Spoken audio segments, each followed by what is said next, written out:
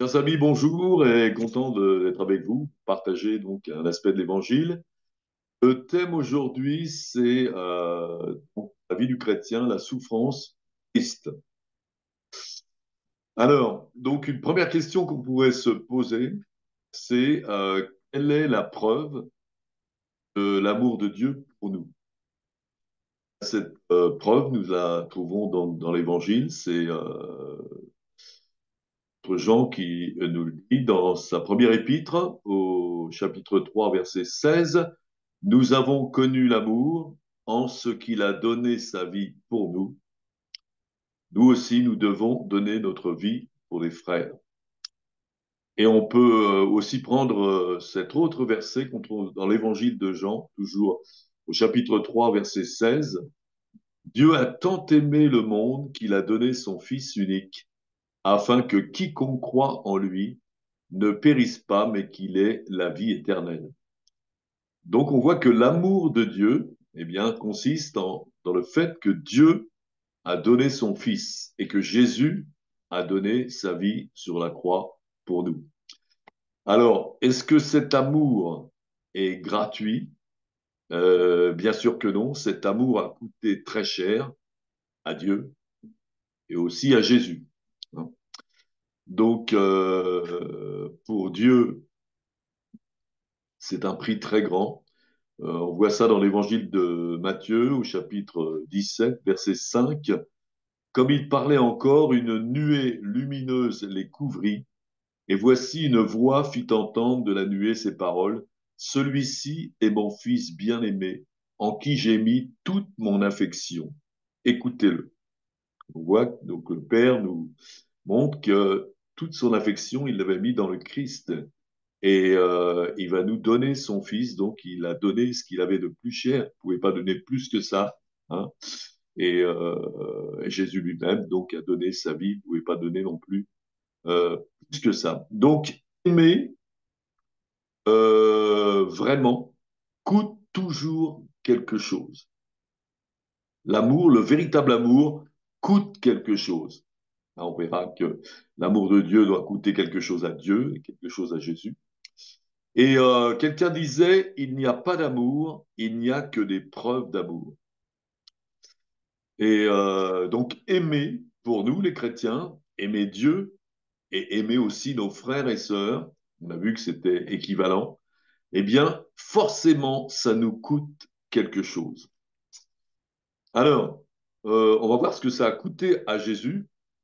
Donc on retrouve, on va prendre un passage dans l'Ancien Testament, le prophète Ésaïe au chapitre 53, donc un passage qui est très connu, hein. Donc un passage qui concerne les souffrances de Jésus, passage qui a été écrit, un texte qui a été écrit des siècles avant que Jésus vienne sur la terre. Donc Ésaïe 53, on trouve qui a cru à ce qui nous était annoncé, qui a reconnu le bras de l'Éternel, il s'est élevé devant lui comme une faible plante, comme un rejeton qui sort d'une terre desséchée. Il n'avait ni beauté ni éclat pour attirer nos regards, et son aspect n'avait rien pour nous plaire. Méprisé, abandonné des hommes, homme de douleur, habitué à la souffrance, semblable à celui dont on détourne le visage, nous l'avons dédaigné, nous n'avons fait de lui aucun cas. Cependant, ce sont nos souffrances qu'il a portées, c'est de nos douleurs qu'il s'est chargé, et nous l'avons considéré comme puni, frappé de Dieu et humilié. Mais il était blessé pour nos péchés, brisé pour nos iniquités. Le châtiment qui nous donne la paix est tombé sur lui, et c'est par ses meurtrissures que nous sommes guéris. Nous étions tous errants comme des brebis. Chacun suivait son propre chemin. Et l'Éternel a fait retomber sur lui la méchanceté de nous tous. Il a été maltraité et opprimé, et il n'a pas ouvert la bouche. Semblable à un agneau qu'on mène à la boucherie, À une brebis muette devant ceux qui la tondent, il n'a pas ouvert la bouche. Il a été enlevé par l'angoisse et le châtiment. Et parmi ceux de sa génération, qui a cru qu'il était retranché de la terre des vivants et frappé pour les péchés de mon peuple? On a mis son sépulcre parmi les méchants et son tombeau avec le riche, quoiqu'il n'eût point commis de violence et qu'il n'eût point de fraude dans sa bouche. Il a plu à l'Éternel de le briser par la souffrance. Après avoir livré sa vie en sacrifice pour le péché, il verra une postérité et prolongera ses jours. Et l'œuvre de l'Éternel prospérera entre ses mains. À cause du travail de son âme, il rassasira ses regards. Par sa connaissance, mon serviteur juste justifiera beaucoup d'hommes, et il se chargera de leurs iniquités. C'est pourquoi je lui donnerai sa part avec les grands.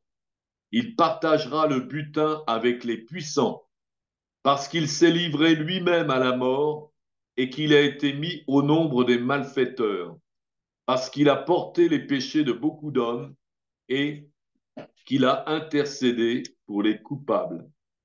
Donc ici, nous voyons de quelle manière Jésus a souffert sur la terre. Il a été méprisé, abandonné des hommes. Donc le mépris, c'est quelque chose qui fait mal. On est méprisé par son entourage, eh bien c'est vraiment de la souffrance. Il a été un homme de douleur, pas seulement sur la croix, habitué à la souffrance, nous dit ce texte. Il a porté nos souffrances, il a souffert à notre place et nos douleurs. Il a été blessé pour nos péchés, brisé pour nos iniquités, et il a reçu le châtiment qui nous donne la paix, sa mort sur la croix. Il a été meurtri pour notre guérison. Il a été maltraité tout au long de sa vie de ministère, opprimé, il n'a pas ouvert la bouche, il a été retranché de la terre des vivants, frappé pour les péchés de son peuple. On a mis son sépulcre parmi les méchants, donc il a été donc au rang des malfaiteurs. Son tombeau avec les riches, hein, donc avec quelque part, il dit bien qu'il n'y ait pas eu de violence dans sa bouche ni de fraude dans sa bouche. C'est-à-dire que la violence, ça représente les méchants et la fraude, les riches. Voilà, mais tout ça, il l'a vécu. Et il a plu à l'Éternel de le briser par la souffrance. Il a été donc complètement brisé. Donc il a livré sa vie en sacrifice pour le péché. Il a aussi intercédé pour les coupables. On a vu qu'il y a eu aussi beaucoup de travail de son âme, donc de vivre, lui, comme il était dans un monde de péché. Voilà, donc beaucoup de souffrance. Et qui a infligé à Jésus toutes ces souffrances? Bien, donc c'est écrit ici, il a plu à l'Éternel de le briser par la souffrance. C'est Dieu qui va permettre donc la souffrance que Jésus souffre. C'est la volonté de Dieu que Jésus souffre. Mais qui sont les véritables responsables des souffrances de Jésus? Et en fin de compte, c'est nous. Il a souffert, il a reçu le châtiment que méritent nos péchés. Donc, c'est nous les responsables de la souffrance de Jésus. Hein, je me rappelle de conversion de d'un brigand, d'un gangster, et qui a dans sa cellule vraiment eu une rencontre glorieuse avec Jésus. Jésus lui est apparu, il a vu les pieds percés, les mains percées de Jésus, et Jésus s'est révélé à lui, et il est resté donc à pleurer toute la nuit sur ses péchés. C'était un gangster, donc meurtrier, chef de bande, et le matin, quand le directeur de la prison est arrivé dans sa cellule, parce qu'il pensait que c'était donc de sa part une espèce de ruse, et il a dit tout de suite, non, vous pouvez rentrer, il n'y a plus de problème, je frapperai plus personne, je ne cracherai plus sur personne, car chaque fois je l'ai fait, c'est sur Christ que j'ai craché. Voilà. En fin de compte, quand nous péchons, eh bien, nous infligeons ces douleurs à Jésus. C'est pour ça que Jésus a porté ces douleurs. Donc, est-ce que Jésus, le Fils de Dieu, donc, était obligé de subir toutes ces violences? N'était pas obligé, hein. Jésus l'a fait par amour pour Dieu et par amour pour les hommes. Jésus répond lui-même aux pharisiens à propos de sa vie, personne ne me l'ôte, mais je la donne de moi-même. J'ai le pouvoir de la donner, j'ai le pouvoir de la reprendre. Tel est l'ordre que j'ai reçu de mon Père. Hein. On se souvient de Jésus à Gethsémanée, donc, qui priait, qui a était angoissé, qui avait besoin de courage pour aller à la croix. Il dit au Seigneur, si c'est possible que cette coupe passe loin de moi, mais non pas ma volonté, mais la tienne. Donc Jésus a accepté la volonté de Dieu, qui était qu'il monte sur la croix pour nous sauver. Hein. Et il l'a fait, donc il a donné sa vie, il l'a donné, non pas contraint et forcé, mais dans la liberté. C'est comme ça que Jésus nous a aimés. Alors, quel a été le fruit de toutes ces souffrances? Eh bien, nous le voyons aussi dans le texte que nous avons lu tout à l'heure, Ésaïe 53. Donc, il est dit, il verra une postérité. Postérité, c'est une descendance, hein. Et nous sommes la descendance de Jésus, nous tous qui croyons en lui, hein. Parce que nous aussi, grâce à la mort du Fils de Dieu sur la croix, eh bien, nous pouvons devenir aussi enfants de Dieu et prolongera ses jours et avoir cette vie éternelle. Donc la postérité, c'est tous ceux qui vont croire en lui et qui vont le suivre. Voilà. Il justifiera beaucoup d'hommes. C'est donc uniquement, nous ne sommes pas justifiés par nos propres œuvres, mais nous sommes justifiés par la foi dans le sacrifice de Jésus qui est mort pour nous. C'est lui le seul juste, eh bien, qui mort à notre place et qui nous donne sa justice à lui. Et donc, c'est en croyant dans sa mort et dans sa résurrection que nous devenons justes. Il justifiera beaucoup d'hommes. Il aura sa part avec les grands. Les grands, ce sont aussi les disciples qui vraiment donnent leur vie pour Jésus et vont réaliser de grandes choses, comme on va le voir tout à l'heure, comme l'apôtre Paul, par exemple. Et voilà. Et on va lire donc un autre texte. C'est dans l'Épître aux Hébreux, chapitre 5, versets 7 à 9. Il parle de Jésus, c'est lui qui, dans les jours de sa chair, ayant présenté avec de grands cris et avec larmes des prières et des supplications à celui qui pouvait le sauver de la mort, et ayant été exaucé à cause de sa piété, il a appris, bien qu'il fût le Fils, l'obéissance par les choses qu'il a souffertes, et qui, après avoir été élevé à la perfection, est devenu pour tous ceux qui lui obéissent, l'auteur d'un salut éternel. Donc, euh, qu'est-ce que ces souffrances, qu'est-ce que les souffrances de Jésus ont produit en Jésus, nous dit que ces souffrances lui ont appris l'obéissance.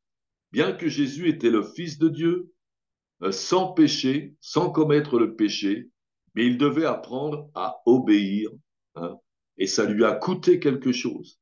Donc l'amour, l'obéissance coûte toujours quelque chose. Ça a coûté très cher au Fils de Dieu. Et ces souffrances aussi l'ont élevé à la perfection. Hein. Donc Jésus était sans péché, mais il a eu besoin de ses souffrances pour l'élever à la perfection. Parce que Dieu est parfait, hein, c'est Jésus qui nous dit, soyez parfaits comme le Père est parfait. Hein. Et tout de suite après, dans ce texte, on voit que l'Éternel, Dieu, donc, fait lever son soleil sur les méchants comme sur les bons. Cette perfection, Dieu la démontre parce que il aime ses ennemis de la même façon que Jésus nous a aimés alors que nous étions des ennemis à cause du péché. Et donc, ces souffrances font qu'il a été il est l'auteur du salut éternel. Donc pour le salut des hommes, il a fallu que Jésus soit complètement brisé. Voilà, donc Jésus a souffert, donc on voit que ça lui a coûté très cher. Aimer nous coûte toujours quelque chose. Si nous voulons aimer Dieu, si nous voulons aimer nos frères, ça va nous coûter. Ça coûtera de la souffrance. Alors on voit voir un autre homme qui a souffert, c'est Job. Donc dans l'Ancien Testament, donc il y a un livre qui lui est complètement dédié, le livre de Job. Et il y a ce passage qu'on peut lire donc dans le livre de Job, chapitre 1, à partir du verset 6. Or, les fils de Dieu vinrent un jour se présenter devant l'Éternel, et Satan vint aussi au milieu d'eux. L'Éternel dit à Satan, d'où viens-tu? Et Satan répondit à l'Éternel, de parcourir la terre et de m'y promener. L'Éternel dit à Satan, as-tu remarqué mon serviteur Job? Il n'y a personne comme lui sur la terre. C'est un homme intègre et droit, craignant Dieu et se détournant du mal. Et Satan répondit à l'Éternel, est-ce d'une manière désintéressée que Job craint Dieu? Ne l'as-tu pas protégé, lui, sa maison et tout ce qui est à lui? Tu as béni l'œuvre de ses mains, et ses troupeaux couvrent le pays. Mais étends ta main, touche à tout ce qui lui appartient, je suis sûr qu'il te maudit en face. L'Éternel dit à Satan, voici, tout ce qui lui appartient, je te le livre. Seulement ne porte pas la main sur lui, et Satan se retira devant la face de l'Éternel. Alors, quelle était l'opinion de Dieu sur Job? Eh bien, Job, pour Dieu, était le meilleur des hommes sur la terre. Et quel a été le traitement de Dieu pour Job? Eh bien, le traitement de Dieu a été de laisser le diable toucher à tout ce qui appartenait à Job. Et Job a tout perdu. Il a perdu ses enfants, il a perdu ses maisons, il a perdu ses troupeaux, et il a même été frappé dans sa santé. Il était vraiment couché, tout était, il était presque comme un moribond. Même sa femme lui a conseillé, lui a dit maudit Dieu et meurt. Voilà. Hein. Donc c'était le plan du diable, ça. Hein. Le diable voulait que Job maudisse Dieu. Le diable avait dit bon ben si tu touches à ce qui lui appartient, il va te maudire. Hein. Mais en fin de compte, ce que nous voyons, c'est que Job n'a jamais maudit Dieu. Il a tenu à travers toutes ces épreuves. Donc voilà déjà le bénéfice de cette épreuve, ça lui a donné la persévérance de ne jamais maudire Dieu, alors qu'il pouvait peut-être avoir la tentation de le faire, comme sa femme lui avait conseillé. Et le bénéfice de ce traitement pour Job, c'est que à travers cette souffrance, on le voit donc à la fin, quand Dieu l'a rétabli, quand Dieu l'a sorti de sa souffrance et lui a rendu tout ce qu'il avait perdu. Et donc, eh bien, le bénéfice, c'est déjà qu'il a récupéré tout ce qu'il avait perdu. Et aussi, le suprême bénéfice, c'est que à travers ses souffrances, eh bien, Job a reçu une véritable connaissance de Dieu. Et ça, c'est très important. Hein. C'est ce que dit Jésus. Donc, la vie éternelle, c'est qu'ils te connaissent, toi, le seul vrai Dieu, et celui que tu as envoyé, Jésus-Christ. Donc, le meilleur des cadeaux que Dieu peut nous faire, c'est vraiment une relation avec lui, avec Dieu et avec Jésus. Et donc, à travers ce traitement, eh bien, Job a véritablement vu Dieu. Hein. C'est lui qui dit à la fin de ce chapitre, Job 42, chapitre 5, mon oreille avait entendu parler de toi, mais maintenant mon œil t'a vu. C'est pourquoi je me condamne et je me repens sur la poussière et sur la cendre. Malgré le fait que pour Dieu, Job était le meilleur des hommes, eh bien le meilleur des hommes avait besoin de se condamner et de se repentir. Hein. Et c'est comme tous les hommes, ce que nous dit l'apôtre Paul dans l'épître aux Romains, il n'y a aucun juste, pas même un seul, tous sont pécheurs et tous sont privés de la gloire de Dieu. Nous avons tous besoin, hein, même le meilleur des hommes sur cette terre a besoin de se repentir, de se convertir, allez, sur la poussière et sur la cendre. Voilà. Et donc, nous avons besoin, donc, cette souffrance que Dieu permet dans la vie de ceux qui veulent le suivre, eh bien, c'est une souffrance qui produit des fruits. Hein. C'est le psaume 119, verset 67, qui dit, avant d'avoir été humilié, je m'égarais. Maintenant, j'observe ta parole. Un autre passage dans les Lamentations de Jérémie, chapitre 3, verset 33, ce n'est pas volontiers que Dieu humilie les hommes, qu'il afflige les enfants des hommes. Il le fait dans un but, pour obtenir un résultat. Hein. Et ce résultat, donc, à travers ces souffrances, nous sommes, nous aussi, brisés. Comme Jésus a été brisé, nous avons besoin d'être brisés. Que tout l'orgueil de nos vies soit brisé, que notre âme soit brisée pour que véritablement Dieu se révèle à nous et que nous puissions le connaître et que nous puissions, nous aussi, obtenir un bénéfice, comme va le voir tout à l'heure. Donc il y a un homme qui a aussi beaucoup souffert pour Dieu, pour Jésus, c'est Paul. Donc Paul, vous savez que l'apôtre Paul, qui était autrefois un persécuteur des chrétiens, un pharisien qui les mettait à mort, qui les mettait en prison, il a été donc retourné sur le chemin de Damas et il a été, quand il est arrivé à Damas, Dieu lui envoie un disciple, Ananias, qui au départ va pas tellement envie d'y aller parce que la réputation de Paul était terrible. Il mettait en prison les chrétiens, il les amenait à la mort.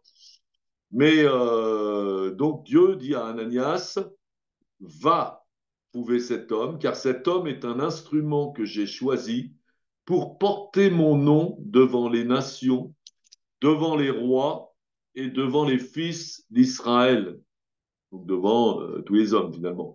Et je lui montrerai tout ce qu'il doit souffrir pour mon nom. Donc le programme de Dieu pour Paul, le programme de Jésus, c'était la souffrance. Et quelque part, c'est la même chose pour nous, même si nous n'avons pas ce ministère de Paul, même si probablement tout le monde passe par les mêmes souffrances que nous, parce que lui, pardon, on ne serait pas capable. Mais donc, aimer, c'est toujours donner sa vie, c'est toujours une souffrance, il y a toujours un prix. Aimer Dieu, aimer les autres. Alors, donc le traitement de Dieu pour Paul, c'est souffrir pour le nom de Jésus. Je lui montrerai tout ce qu'il doit souffrir pour mon nom. Et Paul fait état de toutes les souffrances qu'il a subies pour servir Christ, en tant que disciple de Christ, en tant qu'apôtre de Christ. Et on peut lire ça dans 2 Corinthiens, chapitre 11, versets 23 à 30. Il parle de gens qui se prétendent des apôtres. Et Paul nous dit, sont-ils ministres de Christ? Je parle en homme qui extravague. Je le suis plus encore. Comment? Par les travaux, bien plus. Par les coups, bien plus. Par les emprisonnements, bien plus. Souvent en danger de mort. 5 fois j'ai reçu des Juifs 40 coups moins un. 3 fois j'ai été battu de verge. 1 fois j'ai été lapidé. 3 fois j'ai fait naufrage. J'ai passé 1 jour et 1 nuit dans l'abîme, fréquemment en voyage. J'ai été en péril sur les fleuves, en péril de la part des brigands, en péril de la part de ceux de ma nation, en péril de la part des païens, en péril dans les villes, en péril dans les déserts, en péril sur la mer, en péril parmi les faux frères. J'ai été dans le travail et dans la peine, exposé à de nombreuses veilles, à la faim, à la soif, à des jeûnes multipliés, au froid et à la nudité, et sans parler d'autre chose. Je suis assiégé chaque jour par les soucis que me donnent toutes les églises. Qui est faible que je ne sois faible? Qui vient à tomber que je ne brûle? S'il faut se glorifier, c'est de ma faiblesse que je me glorifierai. Donc, Paul, donne la preuve qu'il est un serviteur de Christ. Et c'est quoi cette preuve? Ce sont toutes les souffrances qu'il a endurées pour Christ. Donc, la preuve que nous sommes des disciples, que nous aimons Dieu et que nous aimons les frères, eh bien, elle est démontrée par les souffrances.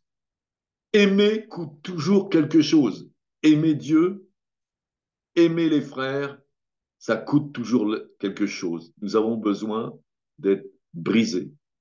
Nous avons besoin de nous mettre à la dernière place. Aimer coûte toujours quelque chose. Alors, quel a été le bénéfice de ces souffrances, hein, que Dieu ne nous fait pas souffrir pour rien, mais ces souffrances, donc, engendrent un bénéfice. Et on voit que pour Paul, le bénéfice a été énorme. Il a évangélisé les nations, toute une partie du monde, les rois, les fils d'Israël. Il a donc fondé énormément d'églises. Et il nous a aussi laissé un trésor. Ce sont les trésors de ses épîtres. Voilà. Donc, c'est à travers cette souffrance. D'ailleurs, quand est-ce qu'il a écrit ses épîtres? C'est quand il était en prison. C'est dans la souffrance. Donc, il pouvait plus rien faire. Il pouvait pas évangéliser. Il pouvait pas aller bâtir des églises. Mais c'est là que Dieu lui a donné l'idée d'écrire euh, tout l'enseignement qu'il a eu par révélation. Et c'était extraordinaire. Voilà. Et il nous est dit aussi que en subissant des épreuves, et la souffrance, Dieu aussi a consolé Paul, et à travers cette souffrance et cette consolation, il a pu consoler les autres. Mais il le dit lui-même dans 2 Corinthiens 1,5, car de même que les souffrances de Christ abondent en nous, de même notre consolation abonde en Christ. Il y a la souffrance, mais il y a aussi la consolation. Si nous sommes affligés, c'est pour votre consolation et votre salut. Hein? Si nous sommes consolés, c'est pour votre consolation qui se réalise par la patience à supporter les mêmes souffrances que nous endurons. En fin de compte, on voit que la souffrance, le programme de la souffrance, c'est pour tous les disciples.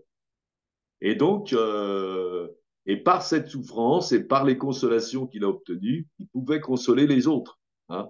Nous-mêmes, quand nous passons par des grandes souffrances, si vous passez par exemple par un deuil, vous passez par les souffrances, vous perdez un être cher, donc ça vous coûte cher quelque part, vous souffrez, mais vous êtes consolé. Hein. C'est Dieu dans sa parole qui dit qu'il changera nos deuils en allégresse, et c'est la vérité, moi je l'ai expérimenté personnellement, et nous sommes capables aussi de consoler les autres. Nous pouvons aller voir quelqu'un qui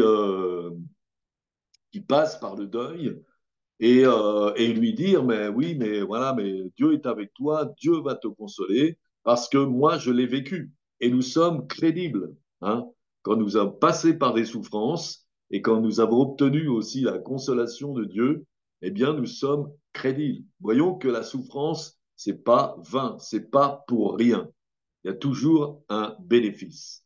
Et de la même façon, nous voyons que Paul a accepté, il a accepté ses souffrances, hein, parce que on peut aussi vivre beaucoup de souffrances dans la vie chrétienne et ne pas les accepter.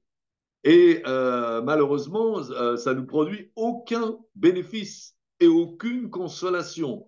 Mais c'est dans la mesure où nous les acceptons, eh bien, que nous pouvons être consolés et que nous pouvons obtenir un bénéfice. Voilà, c'est un peu ce que dit Paul dans Colossiens 1, 24. Il dit, je me réjouis maintenant dans mes souffrances pour vous. Et ce qui manque aux souffrances de Christ, je l'achève en ma chair pour son corps qui est l'Église. Voilà. Donc, euh, c'est grâce à ces épreuves, cette souffrance, et il a fallu que Paul souffre et le fait pour obtenir ce bénéfice, pour pouvoir évangéliser donc un grand nombre de personnes, pouvoir bâtir des églises, tout ça. Et tout ça s'est fait dans la souffrance, mais avec joie, hein, avec pleine acceptation de la part de Paul. Voilà. Alors, il nous dit, ce qui manque aux souffrances de Christ, je les achève dans ma chair. C'est pas que les souffrances de Christ ont été insuffisantes, mais en fin de compte, quand nous sommes disciples de Christ, comme dit Paul lui-même, d'ailleurs, ce n'est plus moi qui vis, c'est Christ qui vit en moi. Donc, eh bien, en fin de compte, c'est Christ qui souffre en nous, qui souffre avec nous. Et voyons que nous ne sommes pas tout seuls. Voilà, il est avec nous. Donc, en acceptant de souffrir pour Christ avec joie, eh bien, Paul va être un objet de bénédiction à l'Église et il va porter beaucoup de fruits, hein. Il a même, à un moment donné, été frappé par une souffrance, un mauvais esprit qui lui a infligé des souffrances, et il a prié Dieu de le libérer de cette chose-là, mais Dieu ne l'a pas fait. Il a dit, bon, ma grâce te suffit, car ma puissance s'accomplit dans la faiblesse. Je me glorifierai donc bien plus de mes faiblesses, afin que la puissance de Christ repose sur moi. Voilà. Donc, euh, c'est lui qui dira aussi, c'est quand je suis faible que je suis fort. Voilà. Parce que quand on est faible, eh bien, on est obligé de s'appuyer sur Dieu. Et là, c'est la puissance de Dieu qui se manifeste. Voilà. Donc, Paul a beaucoup souffert. Il a même dit à un autre moment donné, dans Philippiens 3:8, et même je regarde toute chose comme une perte à cause de l'excellence de la connaissance de Jésus-Christ, mon Seigneur, par lequel j'ai renoncé à tout. Je les regarde comme de la boue afin de gagner Christ. Voilà. Donc Paul était un pharisien, il avait donc fait beaucoup d'études et c'est un homme qui savait beaucoup de choses, qui connaissait bien l'Ancien Testament, tout ça. Mais il avait une position aussi donc au niveau des pharisiens, mais il a accepté de tout perdre, hein, de ne plus être vraiment celui qui savait tout, celui qui en imposait, mais il s'est rendu faible, hein. Et Paul, dans sa vie, donc, avait une apparence faible. Il y en a même qui le méprisaient, était méprisé par beaucoup de d'autres apôtres, entre guillemets, voilà, qui le méprisait, hein, mais il l'a accepté. Lui, il a pris comme Christ aussi, il a voulu prendre la dernière place, une place donc humble. Et il a été brisé par ses souffrances et il a été rendu humble aussi. Voilà. Donc, il nous est dit aussi un peu plus loin dans 1 Corinthiens 9:16, si j'annonce l'évangile, ce n'est pas pour moi un sujet de gloire, car la nécessité m'en est imposée, et malheur à moi si je n'annonce pas l'évangile. Si je le fais de bon cœur, j'en ai la récompense, mais si je le fais malgré moi, c'est une charge qui m'est confiée. Quelle est donc ma récompense? C'est d'offrir gratuitement l'évangile que j'annonce, sans user de mon droit de prédicateur de l'évangile. Donc, en fin de compte, Paul n'a pas cherché des bénéfices matériels dans son ministère, il a cherché, mais il a obtenu des bénéfices spirituels. Pourquoi? Parce qu'il l'a fait avec joie, hein. Et l'Éternel aime qu'on le serve avec joie. Il a évangélisé avec joie, gratuitement avec joie. Et il en avait déjà la récompense. La récompense parce qu'il le faisait de bon cœur. Il le faisait de bon cœur et Dieu lui donnait la joie de le faire. quand nous faisons les choses de bon cœur. Hein, si nous allons évangéliser par devoir, ah, faut aller évangéliser, ceci, ça, nous n'en avons pas de récompense. C'est comme une charge qui nous est imposée. Mais si nous le faisons avec bon cœur, nous avons vraiment la joie du Saint-Esprit et nous avons déjà la récompense, hein, de fait de servir Dieu et d'être heureux de le faire. Voilà. Et comme les premiers chrétiens ou les apôtres qui étaient aussi remplis de joie, le fait d'avoir souffert pour Christ, d'avoir été battu, d'avoir été en prison, eh bien, il l'acceptait avec joie. Et ce n'était pas une fausse joie, c'était une joie vraiment, la joie du Saint-Esprit, la joie de Dieu. Hein. C'est le Sadhu Sundar Singh, donc un hindou qui s'était converti à Christ et qui a fait le tour du Tibet, prêché l'évangile partout. Et il a été des fois très mal reçu. Un jour, dans un village, donc on l'a roué de coups et on l'a jeté au fond d'un puits, l'a laissé mourir avec les bras cassés. Et il est resté 3 jours dans cette puanteur au fond de ce puits. Et finalement, il a été miraculeusement sorti par une visite angélique et il a été guéri, complètement guéri. Et c'est lui qui dit, qui témoigne, qui dit, quand j'étais au fond de ce puits, eh bien, j'étais comme au ciel. Pourquoi? Parce que il était, à travers toutes ces souffrances qu'il avait obtenues, il était en communion avec Dieu. Et Dieu lui donnait sa communion. Et Dieu lui donnait sa consolation. Et Dieu lui donnait sa joie. Voilà.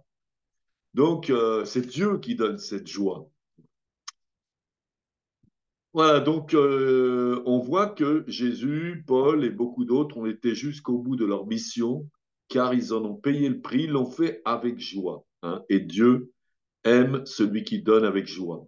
Alors, sommes-nous tous destinés à souffrir en tant que disciples de Christ? Eh bien, oui. Donc, la parole de Dieu nous dit donc Thessaloniciens, je vais y arriver, donc verset 3, afin que personne ne fût ébranlé au milieu des tribulations présentes, car vous savez vous-même que nous sommes destinés à cela. Autrement dit, nous sommes destinés à avoir des tribulations, des épreuves, des difficultés. Et c'est comme ça que Dieu nous transforme. Et c'est comme ça que Dieu va faire avec nous pour que nous portions du fruit. C'est Paul qui nous dit un peu plus loin, un peu avant, justement, dans l'Épître aux Romains, chapitre 8, verset 18, j'estime que les souffrances du temps présent ne sauraient être comparées à la gloire à venir qui sera révélée pour nous. Donc, il y a un grand prix pour nous. Hein, et donc, mais il y a un prix à payer. Le prix à payer, c'est de d'aimer Dieu, d'aimer les autres, et ça veut dire souffrir pour Dieu, souffrir pour les autres. Alors pourquoi est-ce que Dieu nous fait passer par la souffrance? Bon, ben, on l'a déjà dit, et il le fait pour briser notre être extérieur, notre âme et tout, et permettre que nous ayons une véritable communion avec Dieu et avec le Saint-Esprit. Pour mourir à notre vie, nous devons mourir à notre vie propre. Hein. C'est Paul qui nous dit aussi, faites mourir tout ce qui appartient à la terre. Et ça, c'est par la grâce de Dieu, c'est Dieu qui nous permet aussi que nous ayons des souffrances dans notre vie qui vont nous briser et qui vont faire que nous puissions être en communion avec Dieu et que nous puissions être des canaux aussi pour bénir les autres, hein, et pour accomplir son œuvre. Voilà, c'est Jésus qui nous dit aussi que il est comme le cep, hein, comme nous on compare à la vigne, et nous sommes les sarments. Et pour que nous portions comme plus de fruits, il va émonder ces sarments. Il va permettre de couper maintenant des rameaux pour que nous puissions porter encore plus de fruits. Donc, il le fait avec ceux qui portent du fruit. Et plus nous allons porter du fruit, plus il va permettre aussi que nous passions par la souffrance, à être émondés pour que nous portions encore plus de fruits. Voilà. Et ceux qui portent pas de fruits, bien, ça fait des sarments secs. Il est dit que ceux-là, ben, ils sont jetés au feu. Donc, c'est pas. C'est pas, on n'a pas envie d'être jeté au feu. Au contraire, on a envie de porter beaucoup de fruits pour Dieu. Donc, c'est pour accomplir son œuvre. Dieu permet donc la souffrance dans nos vies afin que nous portions du fruit, afin que nous puissions accomplir son œuvre. Hein, il est dit aussi dans Hébreux 13, verset 12, c'est pour cela que Jésus aussi, afin de sanctifier le peuple par son propre sang, a souffert hors de la porte. Sortons donc pour aller à lui hors du camp en portant son opprobre. Hein, sortir hors du camp, c'est aller au dehors, aller devant les hommes avec l'opprobre de Christ. Hein. C'est Paul qui disait, je n'ai pas honte de l'évangile, car c'est la puissance de Dieu pour celui qui croit. Donc, nous n'avons pas à avoir honte de Christ, hein, et à cause de Christ, nous sommes haïs. Hein.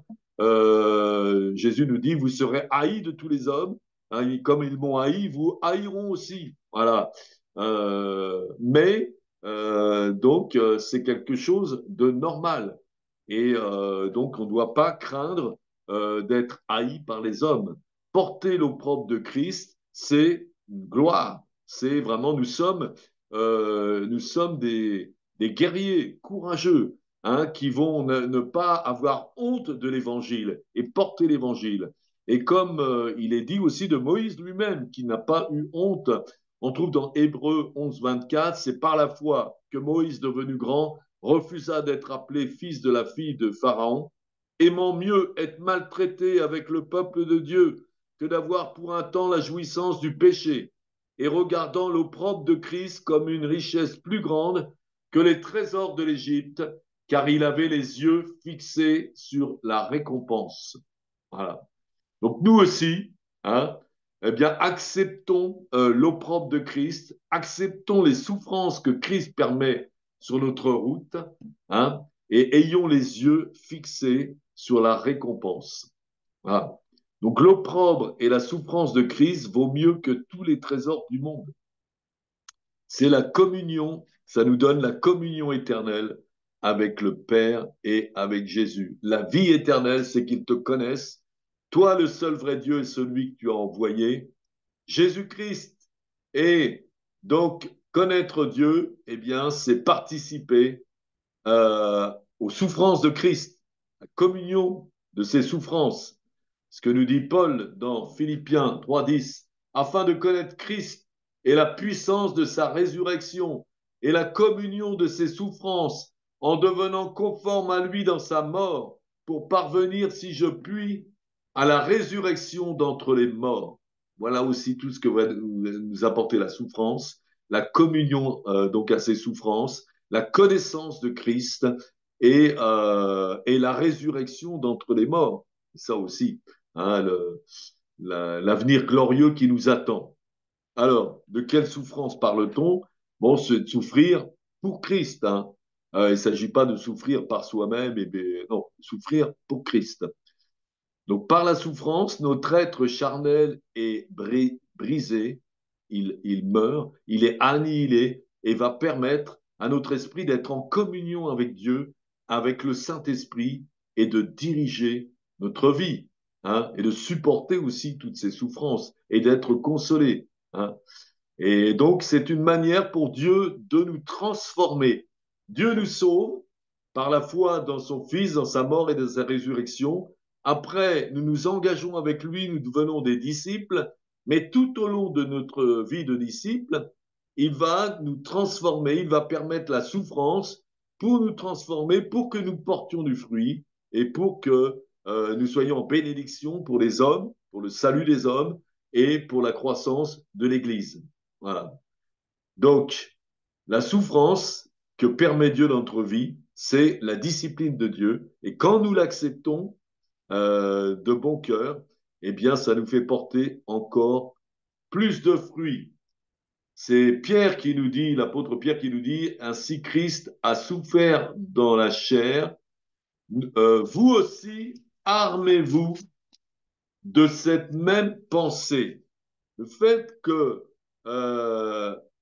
on souffre pour Dieu, c'est une arme. Hein, que la souffrance, elle n'est pas nulle. Hein, Et en fin de compte, des fois, il nous arrive des choses, il nous arrive des épreuves, on souffre, oh, Seigneur, c'est trop dur, je ne peux pas, et on n'arrive pas à les supporter. On voudrait mettre fin à cette souffrance.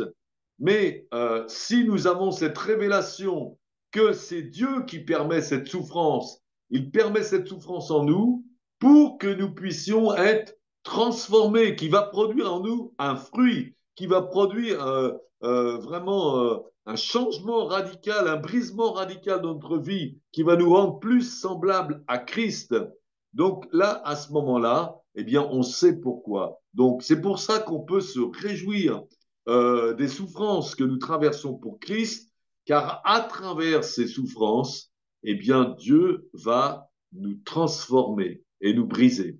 C'est ce que nous dit l'apôtre Jacques. Mes frères, regardons comme un sujet de joie, donc chapitre 1, verset 2, un sujet de joie complète les diverses épreuves auxquelles vous pouvez être exposés. Hein. Il ne s'agit pas de râler puis de pleurer, mais il s'agit de se réjouir, sachant que l'épreuve de votre foi produit la patience, mais il faut que la patience accomplisse parfaitement son œuvre, afin que vous soyez parfaits et accomplis sans faillir de rien. Donc si nous voulons porter du fruit pour Dieu et marcher plus facilement dans sa volonté, il nous faut accepter avec joie les épreuves par lesquelles Dieu nous fait passer, les petites comme les grandes. Toutes ces épreuves vont produire en nous la patience, hein, savoir souffrir. Être patient, c'est savoir souffrir, hein, de la bonne façon, accepter la souffrance et nous permettre de produire du fruit, de persévérer jusqu'à la fin. Voilà. Donc si nous voulons grandir en tant que disciples et porter du fruit pour Dieu, il nous faut accepter avec joie cette discipline dans laquelle le Saint-Esprit nous dirige au travers des épreuves.